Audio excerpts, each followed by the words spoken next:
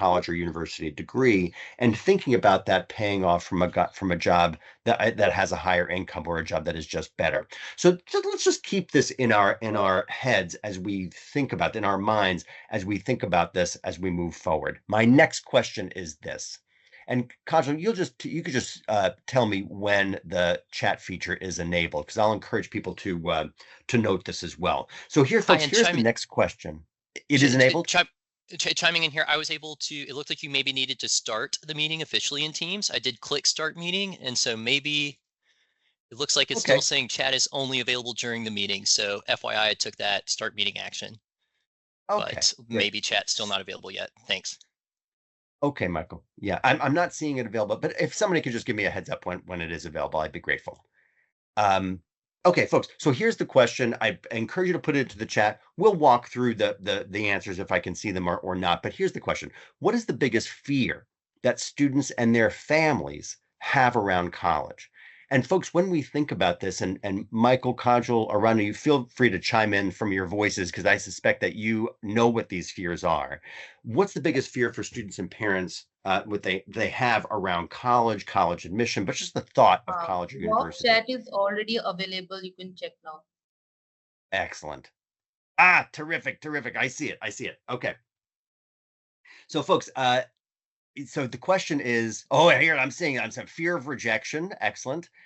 Will I get into it to an Ivy League school? Of course, MIT, in addition to the Ivies. What will happen after college? These are all good, folks. Keep them coming. I want to see what you're thinking about. Biggest fear that students and families have near universally around college admission. So we have the fear of rejection. We have the fear of not getting into the school that we had wanted to, getting into a school that we might not be able to go, not want to go to. The return on your investment, as I'm seeing somebody is paying clear and close attention to the point we just made. What we're hearing, folks, is thinking about what the costs of college are going to be. Now, all of the fears that you put in there are valid. We have certainly been collecting information, on those specific verticals on this College Hopes and Worries survey. But the biggest fear that we have heard from students and parents, not just this year, not just last year, but now for 9 years consecutively at the Princeton Review, is around fear of assuming too much debt to pay for college.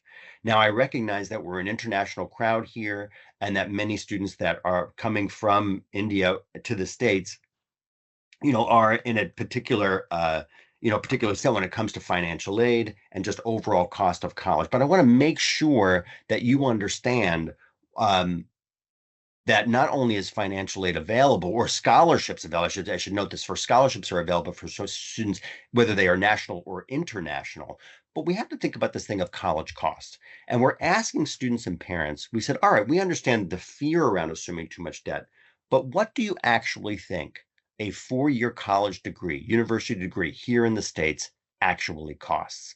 And folks, again, you can read this just as well as I do. But again, biggest piece of the pie, most students and their parents assume that a college degree here in the States will cost them $100,000 or more. 26% said $75,000 to $100,000. Now, folks, here I'm going to ask you to use the chat again, and I want you to put in your answers to the following questions. We call this at the Princeton Review total cost of attendance. Now, this is for students that are living here in the United States, national students that are living here in the United States, for public schools, and then all students, national and international, for private colleges. But when I say public colleges here in the States, these are state-funded schools, whether it's a city college or a large state university. Rod and I were talking about University of Michigan just before. So those are public colleges and private colleges. So what is the total cost of attendance? And that is made up of 4 things: tuition, room and board, fees, and books. So, folks, the first question, and I'm going to beg you not to Google the answer on this. Let's just try to test the knowledge that we have in our brains today. What is the total cost of attendance? Tuition, room and board, fees, and books, but this will be in-state tuition for public colleges, average across the states. What does it cost to attend 1 year of a large state university across the United States? Slug it into the chat, write it down into the chat. Folks, I'll be thinking about around $30,000. I see the first bid so far. $50,000, okay. $30,000, $50,000. So this again is the question for a public college or university here in the States. $50,000, $75,000. Okay, I'm seeing you slug it into the chat. This is good. You're a good $40,000 US dollars, $75,000, $40,000, $65,000, $100,000. Okay, folks, first of all, you are an excellent audience and an excellent classroom. $50,000 US. So I'm appreciating that you're putting all these things in. Total cost of attendance for 1 year of public college or university average across the states, the big reveal here, $23,250. Now we had lots of higher estimates from 50 to 65 to 75 to a little over $100,000.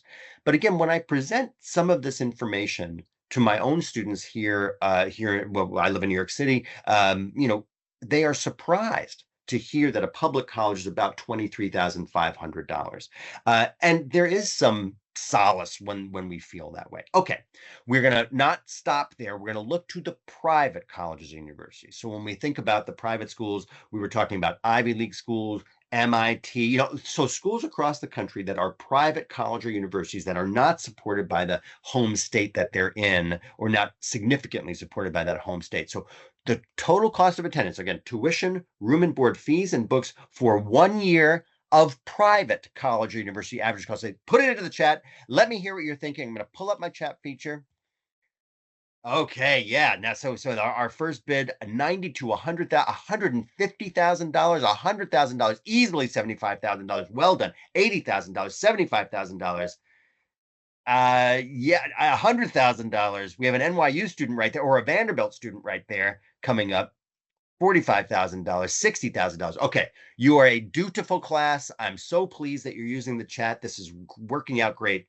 Folks, tuition, room and board, fees and books for 1 year of private college or university average across the states this year is $53,430. So let's just pause here for a second, because when we think about it,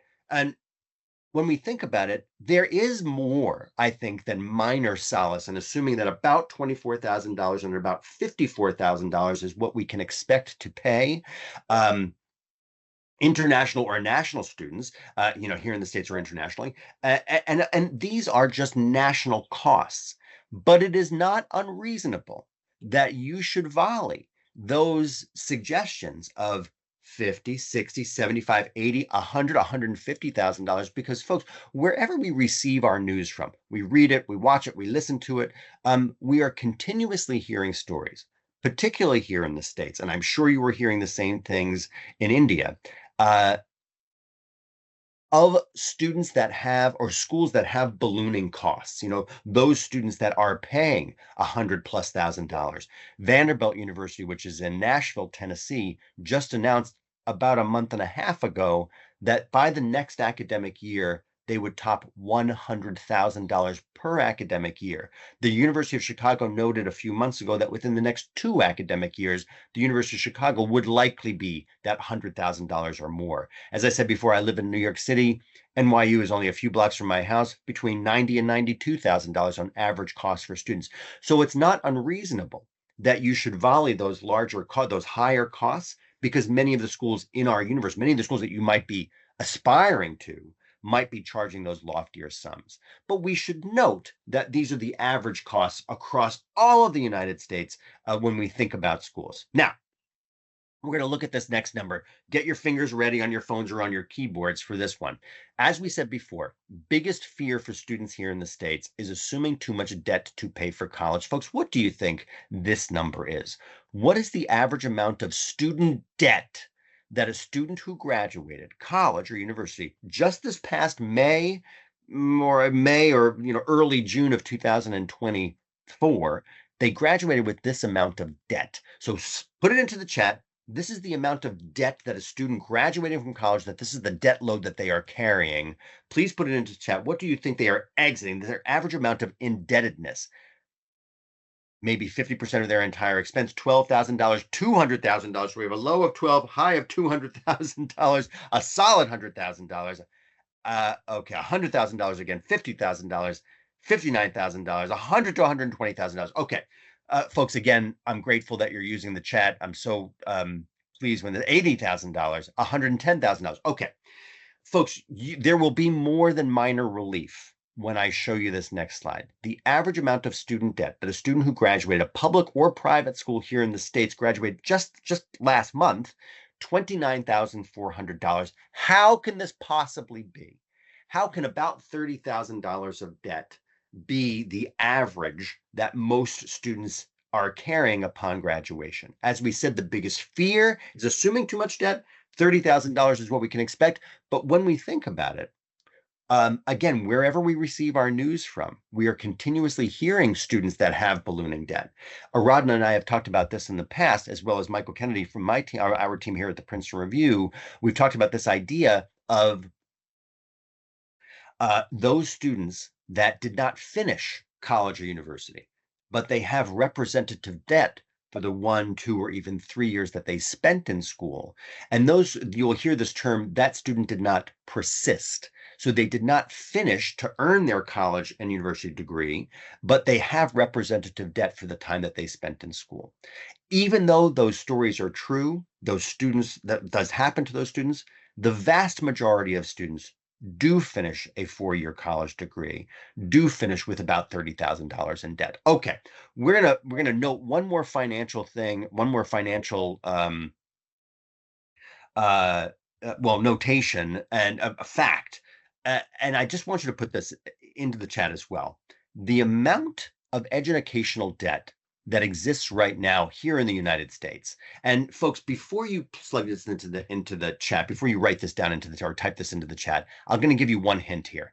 This outstanding student debt number is cartoonishly large. So when we think about it, just think about it, this number is huge. The amount of student debt that exists right now, before any students that are on our call today are actually going to participate in this. So this is a student debt that exists right now. I'm going to pull up my chat and yeah, okay. So we have 175,000. Okay, well, here we go. So 1.1 million, 100 to 200 million. It's got to be in the millions. Folks, now my direction was this is cartoonishly large, and I will just tell you, millions is far too low. So yes, 1.6 billion, you're getting closer, but still too low. 1.6 billion is our highest bid so far. 43 million, 1.6 trillion. Okay, excellent, excellent. Now you are clearly following directions. $1 trillion is a cartoonishly large number. And folks, here it is. When we think about outstanding student debt right here in the States, right now, it is $1.7 trillion. Now, when I present that number to my own students here at the Princeton Review in New York City or otherwise, this instills a great amount of fear. I mean, we would be literally AI on this call if we weren't a little nervous about assuming too much debt to pay for college when we know that there's $1.7 trillion in outstanding student debt. Okay, here's the thing, and Aradna and I have talked about this in the past. That $1.7 trillion is not simply inclusive of 4-year undergraduate, not-for-profit colleges and universities that the vast number of students here in our classroom today will ultimately decide to go to, will ultimately matriculate at those schools. But it also takes into account every student here in the States that has assumed debt for any of the following schools: law school, business school, medical school, literally every graduate arts and science program that exists, as well as every undergraduate or graduate school that is completely online, or undergraduate or graduate school that is completely for-profit. So when we think about this, and if we were just to remove traditional debt from the traditional brick and mortar law schools, business schools, medical schools, and graduate schools, that $1.7 trillion comes down by 40% at minimum. So when we think about this, we must go forward thinking, although college is an expensive venture, as we talked about before, it is worth it in our minds because it is going to secure us a better future financially and otherwise. But we have to understand that the numbers that make us nerds, the statistics and the facts that make us nerds, or the numbers that we fear assuming too much debt, we have to be able to diffuse some of that frenzy and that stress by equipping ourselves with the real numbers here. And this is stuff, and again, I saw this in the chat. You will be getting this entire deck. We are recording this this session, and again, you'll have my contact information and Michael's, and of course, the whole Manya team. Okay, question, folks. We're going to move on to this next beat here. As we talked about today, or as we talked about at the beginning of this session, our session today is how do we find a dream college? How do we ensure that that school is going to be a best fit for us, college or university, in the States or otherwise? So here's the question. Isn't there one best fit school for everyone? If every one of us today got into MIT, wouldn't we all be ridiculously happy? All universally happy if we all get into this one school. Folks, slug it into the chat. Tell me what you think in the chat. I'd love to hear your voices. What do we think? Is there one best fit school out there for everyone? If every one of us get into MIT or one of the most competitive schools in the land, won't we all be incredibly happy? Yes. So we have a couple of yeses. We have one no so far. We have a lot of no's. Nope. Yes, yes, yes. MIT is number one ranked. Yep. Okay. Yeah. Nah. Okay. Terrific. Terrific. Well, first of all, again, you're a great audience, great classroom of students. Here's the thing. It is unreasonable that if we were to all get into one college or university, as lofty as it may feel, as perceptually lofty as it may feel, that doesn't mean that that school is going to be a best fit for us. As somebody noted in the chat, MIT is an incredibly ranked school, number one or otherwise, depending on the ranking list that you're looking at. But that doesn't mean that that school is going to be a best fit for us, academically or otherwise. We know it's competitive, but here's the exercise I'm going to ask you to go through. And I often do this exercise with my own students here in New York City, and I promised to Radna that I would do this with you guys. I'm going to tell you two facts around college admission, college and university admission, that I am convinced few other people will tell you. The first fact is that it has never, ever been easier to get into college than it is today.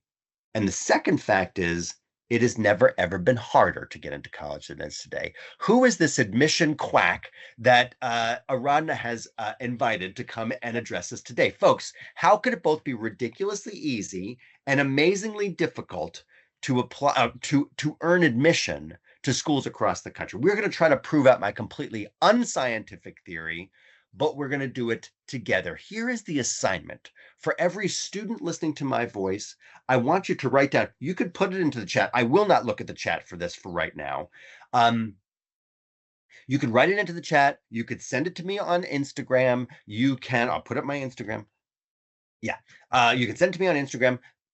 Or you could just write it down on a piece of paper, it doesn't matter. But I want you to write down or jot in the names of 3 colleges or universities that you would love to see yourself at as a college freshman, with these 2 caveats.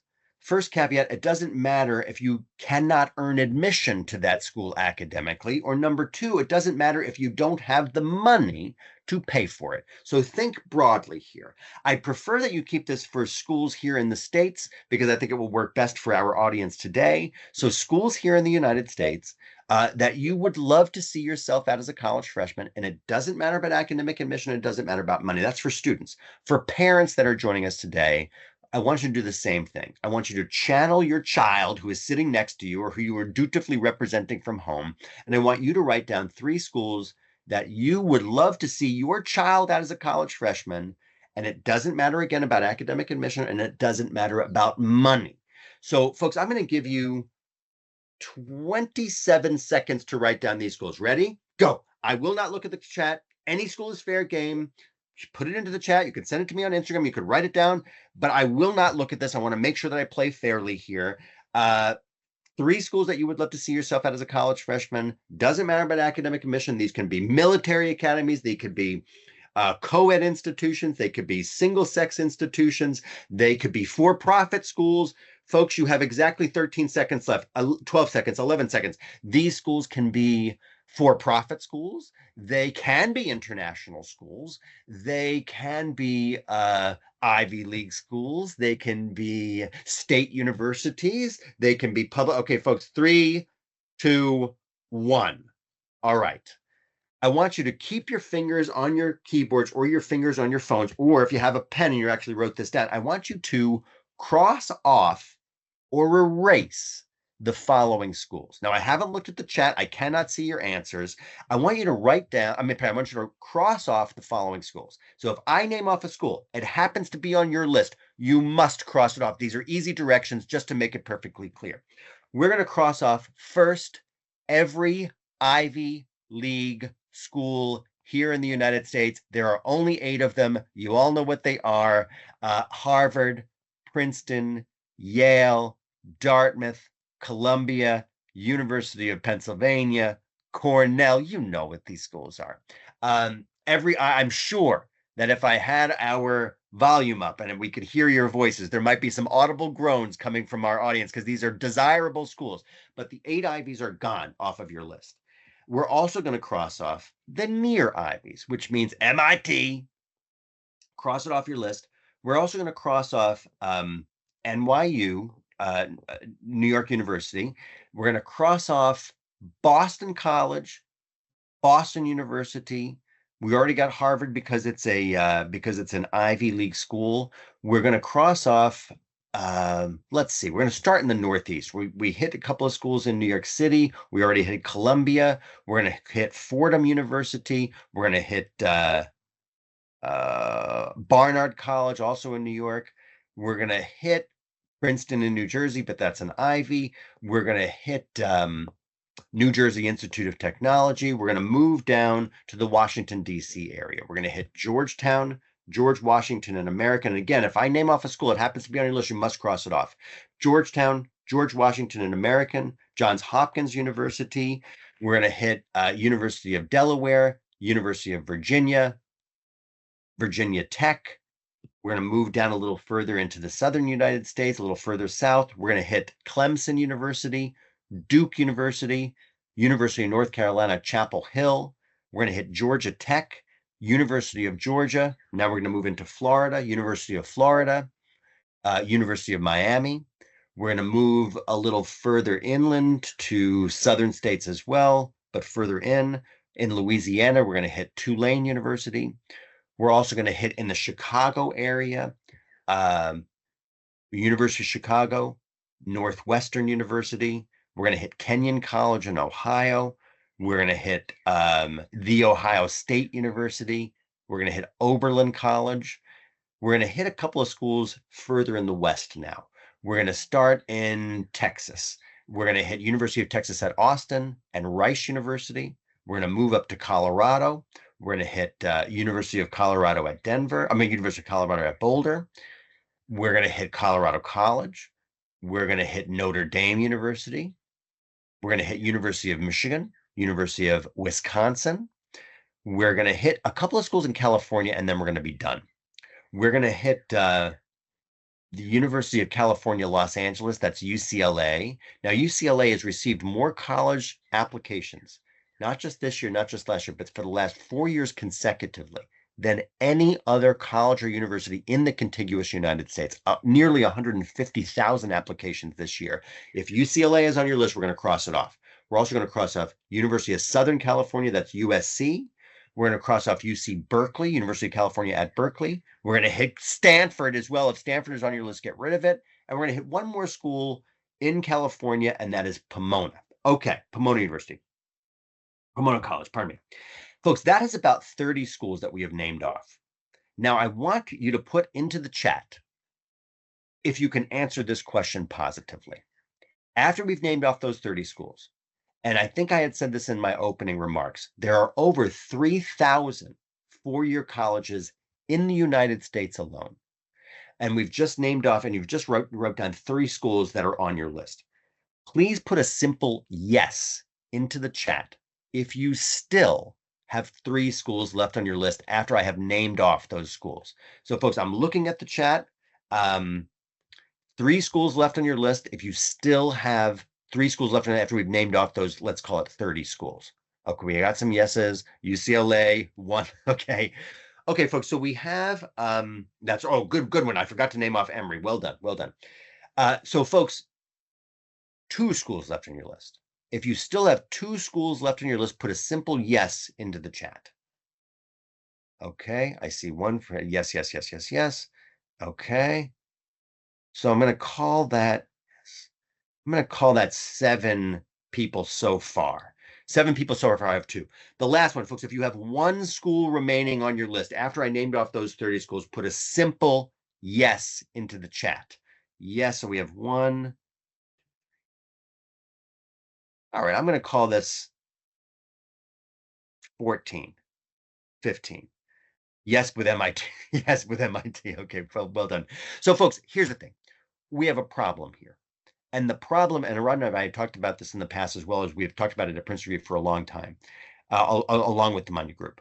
And the problem is that when we think about this idea of schools, we understand that there are dear schools that we think about all the time, and that those schools have great value to us from a perception and from the brand of that school, but that might not be a great school for us academically or otherwise. So we have to think about what fit actually means, because when we think about it, we owe it to ourselves to say, yes, there are incredibly competitive schools in the country and internationally, but we have to make sure that we're going to thrive at those schools as well. And I did get to do this same exercise, not just with the few hundred people, although I'm grateful for everybody to be here today, but I got to do the same exercise this past spring with nearly 15,000 college-bound students and their parents. So on this College Hopes and Worries survey, I asked them the same question that I asked you this evening, which is, which would your dream college be if cost and acceptance were no longer factors? And I'm going to put up what students said, the schools that they would want to go to, and then what their parents said. So students said if cost and academic admission were no longer factors, they would go to the following schools. They would go to MIT, Stanford, and Harvard, and their parents would want them to go to Princeton, Harvard, and Stanford. So when we think about this, folks, and I suspect many of these schools might be on your list as well, and this is fine. But the truth is that not every one of these schools is going to be the best fit for us. And we'll pick on Stanford, for example. Stanford received over 59,000 applications for freshman admission just this past year. 3.8% of the students that applied were actually admitted to Stanford. So my point of this exercise, and then we'll move on from this point, but my point of this exercise is we owe it to ourselves to think about what fit actually means for us. And the way I describe it to my own students at the Princeton Review, and I know Manya Group shares in this same philosophy, this idea of finding fit in 4 different ways. Obviously, you want to make sure from an academic fit perspective that you are challenged and engaged in the classroom. That is a given. It is also a very easy thing for us to say. But when we think about, pardon me, when we think about the second part of fit, and that is a campus culture fit, excuse me. That is a campus culture fit. And what I mean by campus culture, I'll give you some examples of what I mean by campus culture. Does that school that you're applying to, are they religious? Are they not religious? Maybe that's important to you, maybe it's not. Is that school politically conservative or it's liberal? Maybe that's important to you, maybe it's not. Any number of things that are going to affect not only your academic experience, but your experience outside the classroom. That is what I mean by campus culture fit. And for the folks here on this call today, we owe it to ourselves to find a college or university that is going to meet that criteria for us, because this is going to be a place that's going to be our home as well as our academic institution, and we want to make sure that we choose well that first time. We spent the first couple of minutes in today's conversation talking about some financial facts, right? We talked about debt load. We talked about average cost of college or university here in the States. Folks, we owe it to ourselves to think about financial fit early on in the process, because the truth is that if we can address and speak to things that might concern us, make us nervous and stress us out. And if we could talk about them now, talk about it with your many counselors and teachers and tutors at Manya Group, certainly here at the Princeton Review as well, our general partnership. Then if you can bring those conversations up, then we can talk about them with substance together. This last part, and we're going to talk about this in more detail, this idea of a career services fit. Now, folks, I visit more colleges and universities than I am convinced any other person on the planet. And I write several books about college admission. And if I am not hearing in the first couple of minutes when I visit a campus, whether that's with the president of the school, the university chancellor, the dean or director of admission, faculty, or any number of current college students, if I am not hearing what students are doing outside the classroom to complement what they're learning inside the classroom, internships, cooperative experiences, are those students getting jobs upon graduation? Then I am suspect. And the truth is, when you are now looking at schools over the next year or couple of years, depending on your age group, you must equip yourselves with what is going to be the value of that college or university experience to me. Am I going to move on to a job of substance upon graduation? And my point here is that you should use that criteria as an opportunity to discuss fit early on. And this to me is crucial. Now, I do write a couple of books, as I said before, Princeton Review. This is the latest one. The new edition of this book comes out in late August of this year. I'll stay in contact certainly with the full Manya Group team to make sure that you get the latest edition of this information. I also put it up on our website for free. I know you guys have access to all of that information, of course, through the Manya Group website. The book is called The Best 389 Colleges. I put this up here because the idea of fit to me is so crucial for us, for you, for parents and students to have that information in thinking about college admission. And when we think about it, we have to understand that current college students are the source of this incredible information. And we survey at the Princeton Review a little over 100 and call it 60,000 current college students.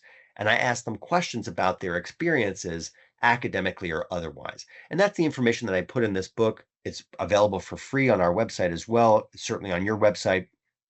And it's all of that information that speaks to the academic character of a school, the outside of the classroom experiences, financial aid experiences, career services, the things that we had discussed. So anyway, I'll make sure that I put this into the chat so you have access to it on the site. But again, this is the idea of listening to current college students, using that information as a primary source for us to figure out if that school is going to be a great fit for us. Folks, I'm going to move on. I want to make sure I'm respectful of your time, and we're just going to keep Michael or Kajal, if you could just tell me when we're approaching the 5 or 10 minute mark, I'd appreciate it. Folks, so I just want to switch focus because I know from an SAT and ACT's perspective that many of these questions are likely on your mind. So here's the next question, and I'm going to encourage you to use the chat on this one. If a school is test optional, if a college or university is test optional, should I still submit my test scores? And let's just make sure that we all understand the definition of test optional. Test optional means that you needn't submit an SAT or ACT score for academic admission, but it does not preclude you from submitting an SAT or ACT score for academic admission. So with that definition, I'm going to look to the chat here. I want you to put into the chat, I want you to put your answer to this question. If a school is test optional, should I still submit my scores? And I'm going to pull it up. Yeah, you tell me. I can't seem to see the chat now.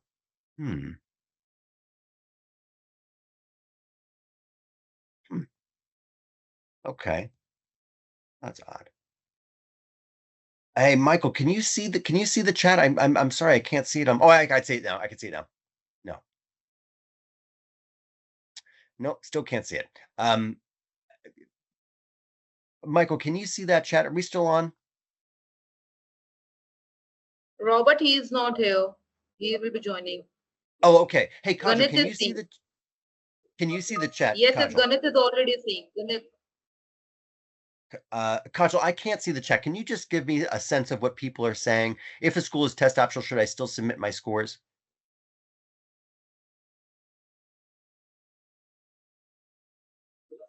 Kajal, can you Yeah, just give they me were the sense? asking lots Yeah. of question. Yeah, I can see. I can see. Ganit is also there. He will be answering all the questions in the chat box Yes. only. Yes. But Kajal, I'm sorry. I I can no longer see the chat on my side. Can you just give me the sense of what people are saying to the answer? If a school is test optional, should I still submit my scores? Can you tell me what people are saying? Yeah, I'm telling you. Yeah, they were just saying yes, maybe, yes, maybe, Okay. maybe, yes. Yeah. Excellent. Excellent. Excellent. Thanks, Kajal. The So yes is the biggest answer. I'm assuming this is great. If a school is tested, yes, you should still submit your scores. But there might be some people out there saying, yes, I should submit my scores only if they're superlative. If they're good scores, why would you ever hold those scores back? And the truth is, that's probably where most students are falling. And if a school is support or is reporting out a mean SAT score or ACT score, and you're far above that, why would you not choose to submit your SAT or ACT scores?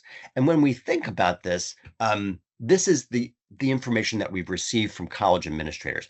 I do a big survey in the middle of the summertime of each year. We're collecting that information now for 2024. I'll make sure I stay in contact with Kajal and, of course, Arun and the full Manya group. And I will give you this information when it comes out in the middle of August of this year. Yeah, But again,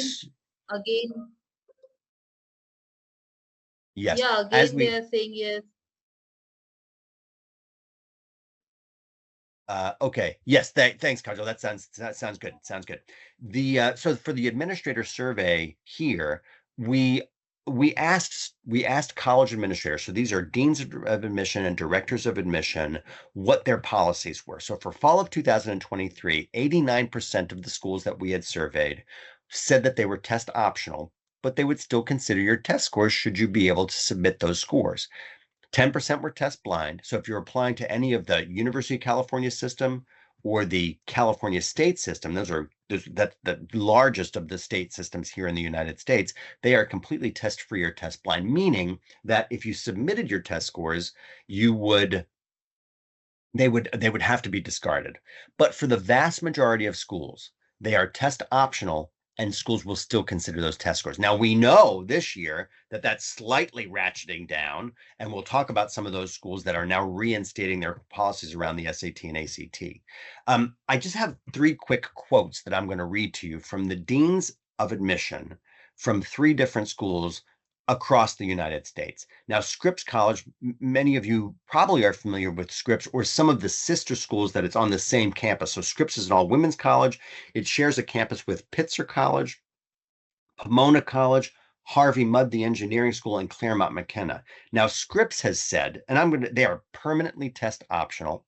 And Scripps has said the following: the policy to remove the requirement of submitting SAT or ACT scores will allow admission officers to identify and advocate for students with a strong academic profile who may have previously been viewed as less competitive based on their performance on a single exam. Now, folks, if I were in a live classroom with you, I think I would want to know if you feel good about this direction from the dean of admission from Scripps.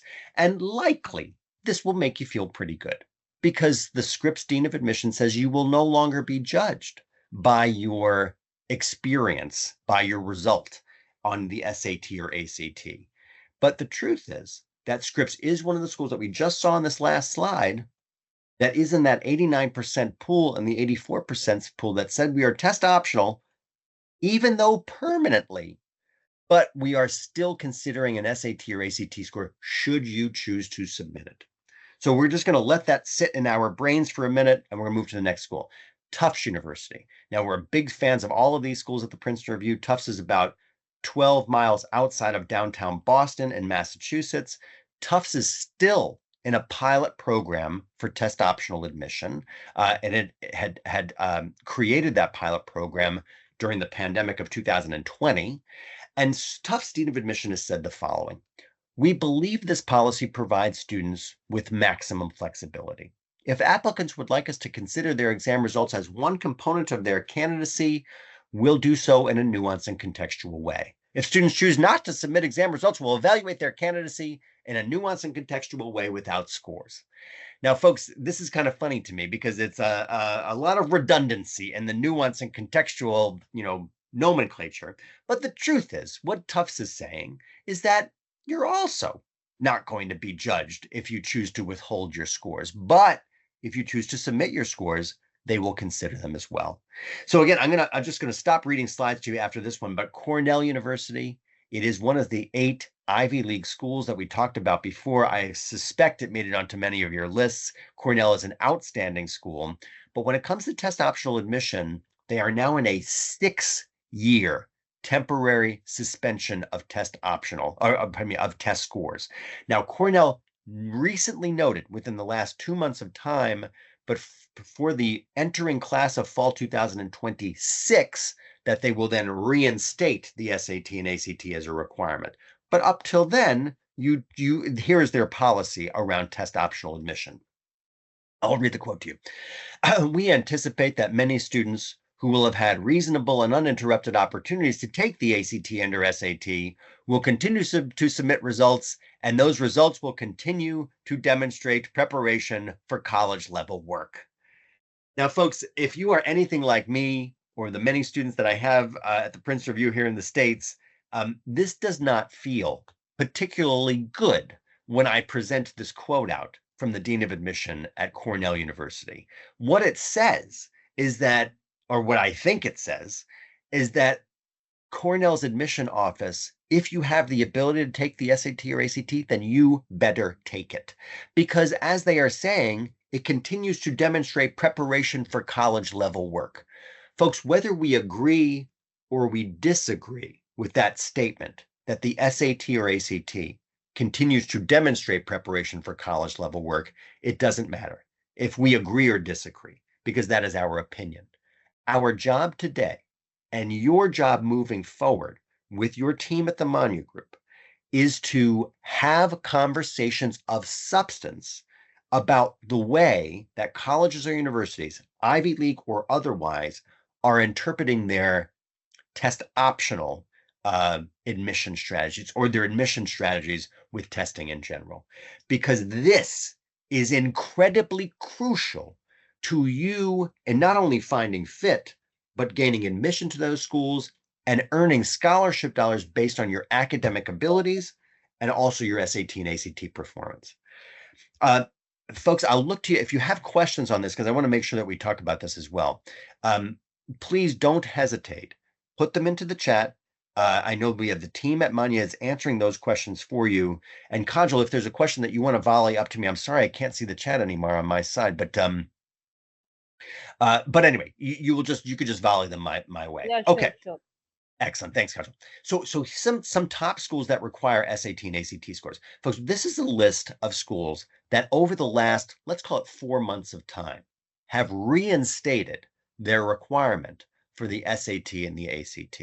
Harvard, Yale, Stanford next year. As you can see here, I don't want to read these to you, but you understand that some of the most competitive colleges or universities, Ivy League or otherwise, have reinstated their SAT and ACT requirement. MIT did it 2 years ago for the entering class of fall 2023 admission. And the MIT Dean of Admission, who I know, had said very clearly that for that class applying for MIT admission for fall 2023, only 7% of that class of applicants chose to withhold their scores, chose to optionally withhold their scores. The vast majority of students were submitting them.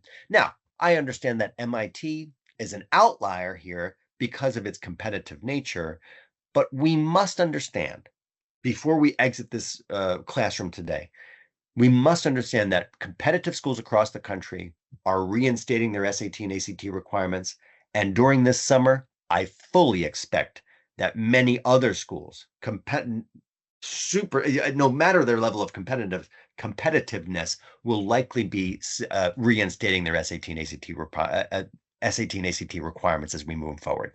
So that sometimes feels like a bitter message.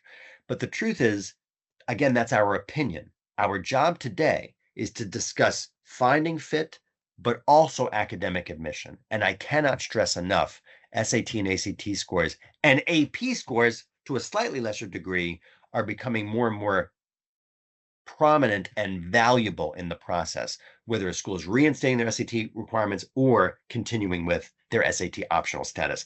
Kajal, are there questions on that? And that was a lot of information that we just went through. Just give me a second.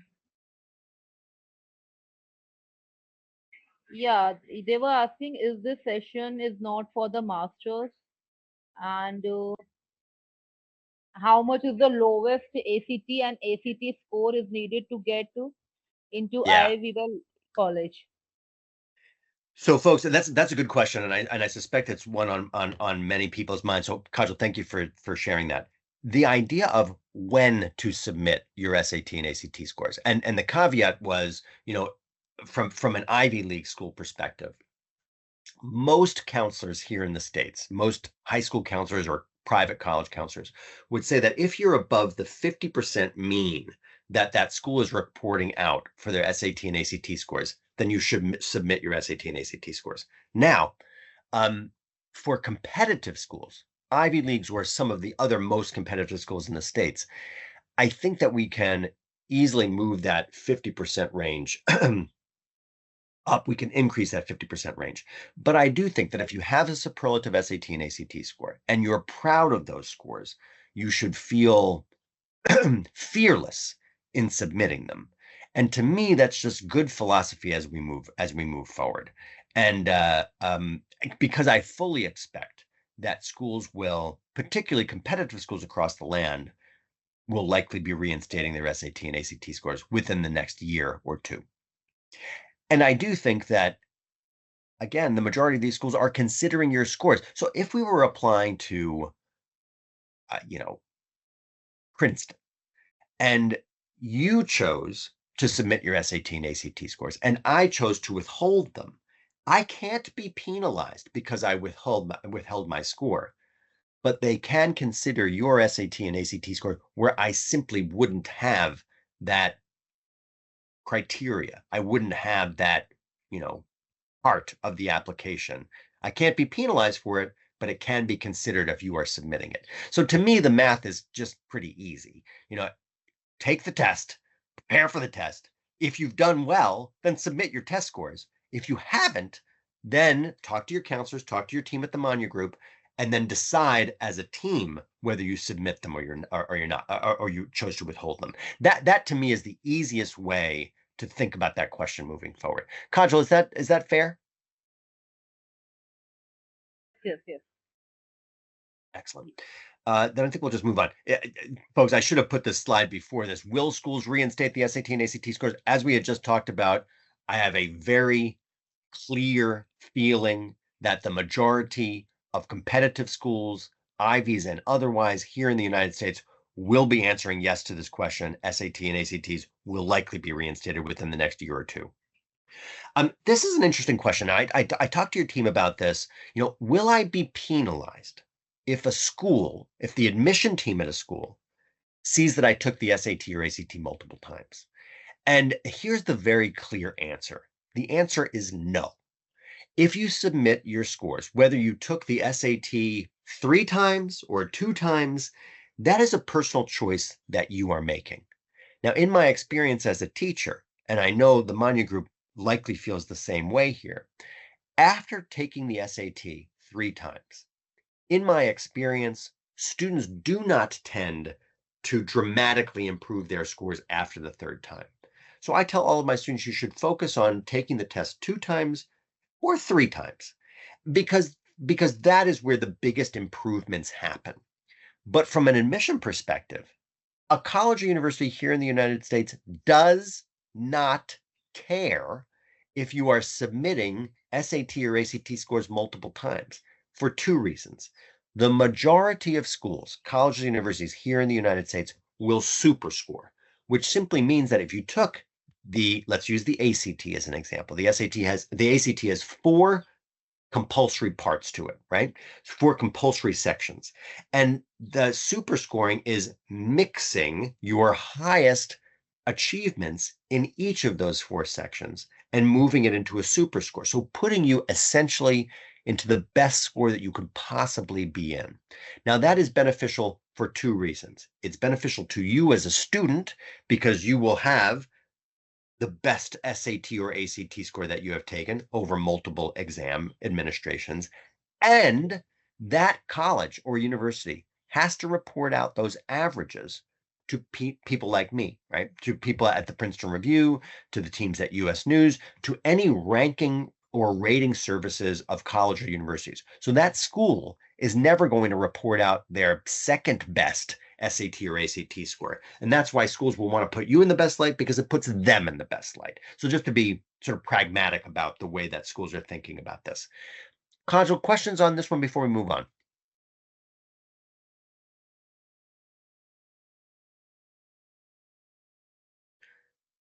Okay. Yeah, Kajal, if there's Rob. a question, yeah, no, okay, all right, great. So Yeah, if I'm there's a just question, you can just go ahead. Go ahead, my friend. yeah. They were asking that which AP shall I take if I want to take computer science in bachelor's? I am from a CBSE student and need to take AP separately. Yes, yes. So this is a good question. Just the appeal of AP tests overall. I think I might have a question on this, but let's talk about it now. The idea of of APs, and let's remember that the College Board is the entity that creates all things SAT, and it also creates every one of the 38, currently 38, soon to be 39, but 38 AP tests. And there are many, many more administrations of AP testing than there ever will be of the SAT. So we have seen a significant rise, particularly since the pandemic, but a significant rise of students taking AP tests. Now, many students internationally and even here in the States will know that in May of 2024, there were already some testing groups of AP tests that were completely digital. So much like the digital SAT that international students have been taking since March of 2023, the AP exams is now using that same digital platform because it's created by the same company. And by May of 2025, there will be 8 tests, 8 or 9. I think it's 8. 8 tests, AP tests by May of 2025 that will be completely administered using that same digital platform. So we know that AP exams are on the rise and they will continuously be on the rise because it's going to be easier to take them in a digital format. Now, when we think about AP European History or AP World, I mean, when we think about those exams, we understand that those are the most subscribed exams. But the computer science AP tests are those that are on the rise. They're still not at the level of a biology AP exam or certainly a European history AP exam or a world history and politics. So when we think about it, if you're thinking about taking an AP test, I tell all of my students to take the most popular AP tests first, but then also give a nod, consider this, and this is a great thing to talk about with your Manya Group team. If you're applying for a computer or mathematics degree or you want to move into that direction, taking a like AP exam in that academic discipline is always a good idea because it will show that you're not only competitive in your high school, but competitive with every other student in that academic discipline taking that AP test. To me, AP exams are of such great value to students nationally and internationally because it is a valuable standardized test. SAT and ACT tests are flawed. They're coachable, but they're flawed. But AP tests are of great substance. They are also coachable, and certainly your Manya Group team, does much of that coaching for AP exams. I'm hoping that was of value, and I just want to make sure that I hit a couple of things while I have you. And Kajal, we have only a couple more minutes. Is that right? Yes, I want to yes, be yes, respectful of people's time. yes, yes, yes. Okay, then you know what? I'm going to end on this note. I'm going to end on this note. I suspect this one is a big question for students internationally. How important is your college essay in admission decisions? And folks, if we had more time, we could talk all evening about these issues, but this is a big one that comes out from my own students. Your college essay or your personal statement, and that nomenclature is used, it's the same thing, it's used interchangeably. But your college essay is incredibly important in the process. It is a solid third in line of what admission teams will look for.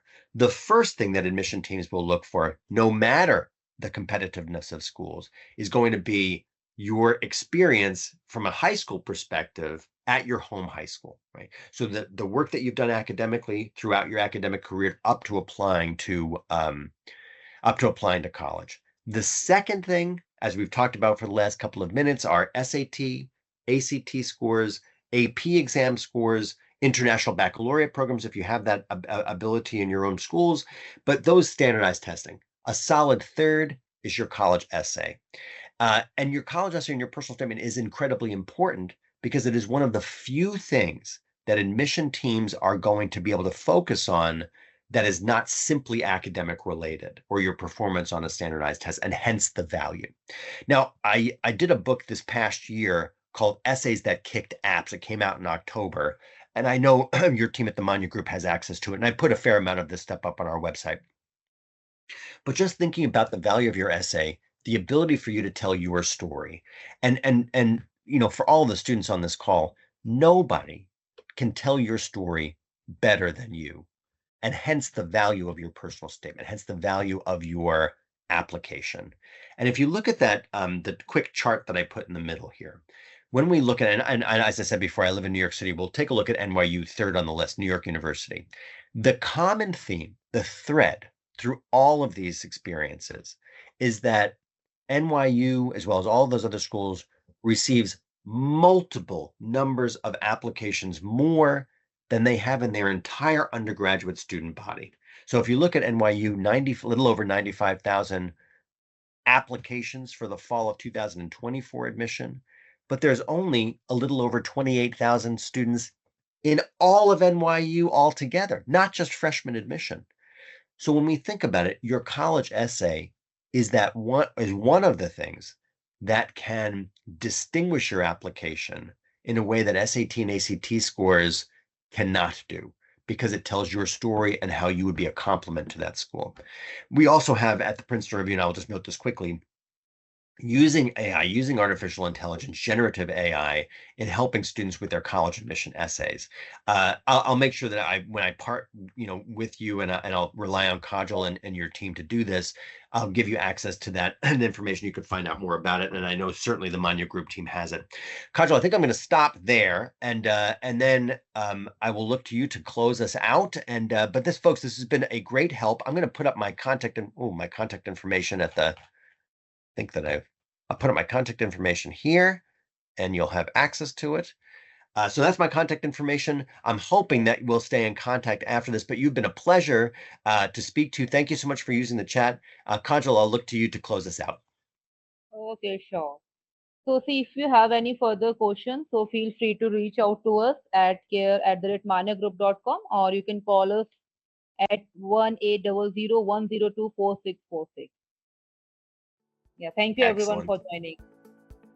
Thanks, Kajal. Thanks, Aradhana. Thanks, folks. You. Be well. Thank you. Thank you.